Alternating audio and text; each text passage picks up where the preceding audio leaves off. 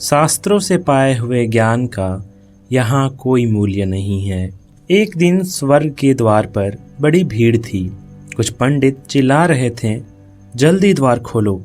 लेकिन द्वारपालों ने उनसे कहा, थोड़ा ठहरिए, हम आपके संबंध में पता लगा लें कि जो ज्ञान आपने पाया वह शास्त्रों से पाया था या स्वयं से, क्योंकि शास्त्रों से पाए हुए ज्ञान का यहाँ कोई मूल्य नहीं है। इतने में ही एक सन्यासी भीड़ के आगे आया और बोला, द्वार खोलो, मैं स्वर्ग में प्रवेश करना चाहता हूँ। मैंने बहुत उपवास किए और शारीरिक कष्ट हैं। मेरे समय में मुझसे बड़ा और कौन तपस्वी था?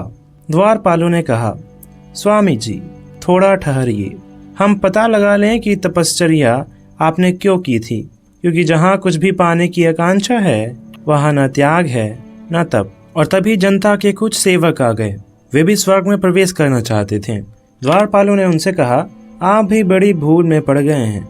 जो सेवा पुरस्कार मांगती है वह सेवा ही नहीं है। फिर भी हम आपके संबंध में पता लगाए लेते हैं।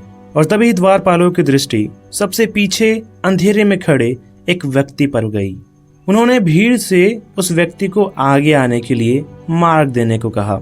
उस व्यक्ति की आंखों से आंसू गिर रहे थे। उसने कहा, निश्चय ही भूल से मुझे यहाँ ले आया गया है। कहाँ मैं और कहाँ स्वर्ग?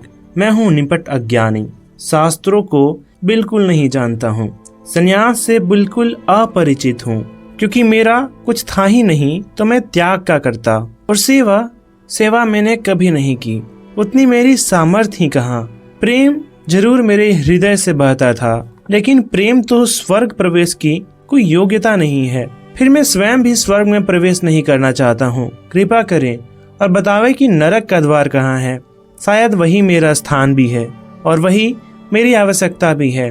उसके यह कहते ही द्वारपालों ने स्वर्ग का द्वार खोल दिए और कहा, मर्त्यों में आप धन्य हैं, आपने अमृतत्व की उपलब्धि कर ली। स्वर्ग के द्वार आपके लिए सदा ही खुले हैं, आपका स्वागत है। क्या जीवन में अंतिम होना ही परमात्मा की प्रार्थना नहीं है? और क्या जीवन में अंतिम होना ही मोक्ष नहीं है?